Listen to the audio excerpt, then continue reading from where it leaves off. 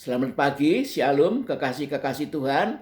Renungan singkat firman Tuhan pada pagi hari ini adalah menjadi biji mata Tuhan. Kita akan membaca kitab Nabi Zakaria pasal 2 ayat yang ke-8 sebagai berikut.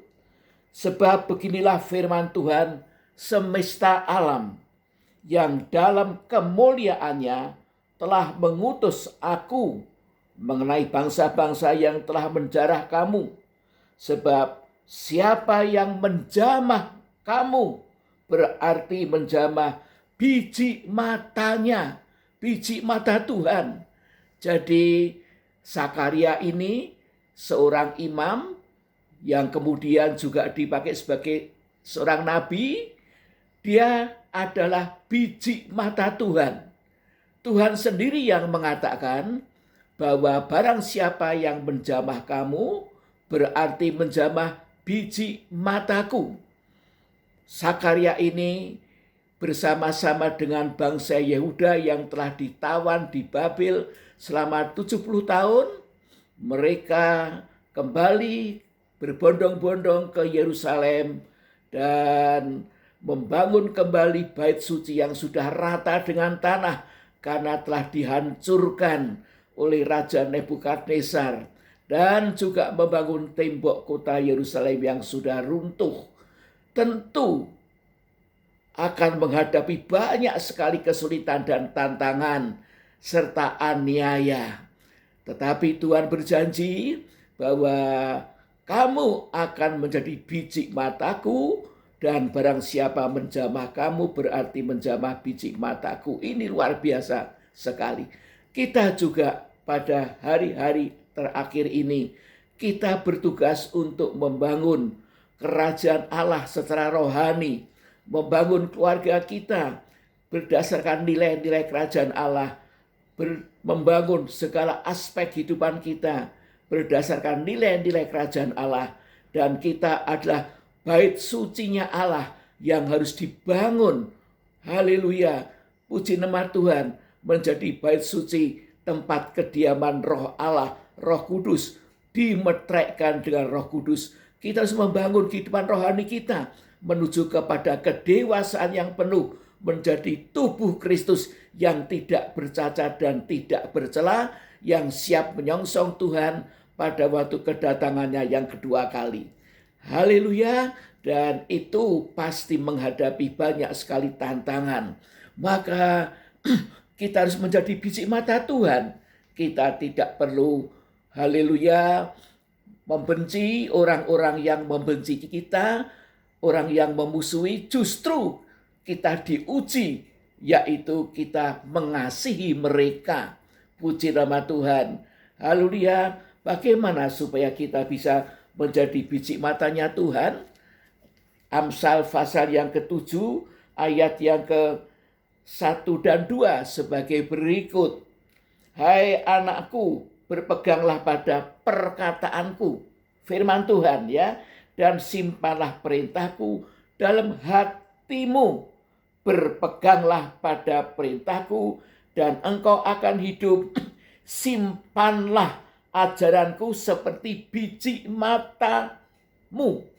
Nah, kita sendiri harus bersikap yang benar terhadap Tuhan dan firman-Nya. Haleluya. Tadi Amsal mengatakan, hai anakku, berpeganglah pada perkataanku. Firman Allah, logos, pengajaran yang kita terima, pengajaran yang benar, pengajaran Kristus, dan rema. Puji nama Tuhan. Rema adalah firman Allah yang diinspirasikan oleh Roh Kudus untuk keperluan kita secara khusus, untuk haleluya terang dalam perjalanan hidup kita ini. Kita harus setia memegang logos, terus belajar pengajaran firman Allah, simpan dalam hati sehingga kita bisa menangkap rema. Rema selalu sesuai dengan logos. Puji nama Tuhan. Berpeganglah pada perintahku dan engkau akan hidup. Simpanlah ajaranku seperti biji matamu. Puji nama Tuhan. Kalau kita menghargai firman Allah, menyimpan, mencintai firman Allah seperti biji mata kita sendiri. Kita peliharakan, haleluya.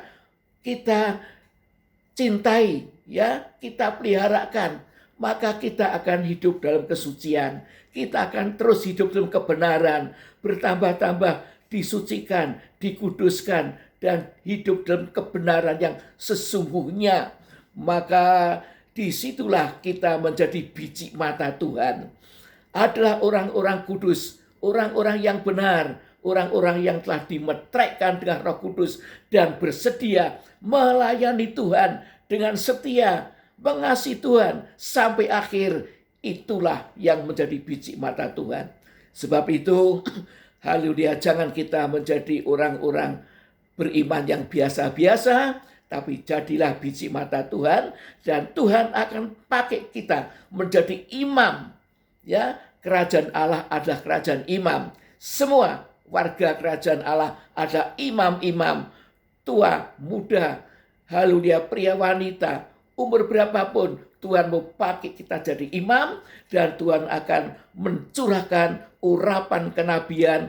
Haleluya, walaupun kita bukan nabi, tapi kita mendapatkan pencerahan firman-firman Allah yang disampaikan oleh nabi-nabi di dalam Alkitab kita, sehingga kita tidak buta rohani, kita mengerti apa yang menjadi rancangan Allah di depan kita, dan kita terlibat di dalamnya.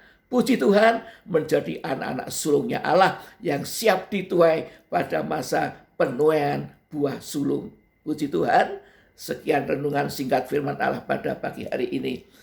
Mari kita berdoa.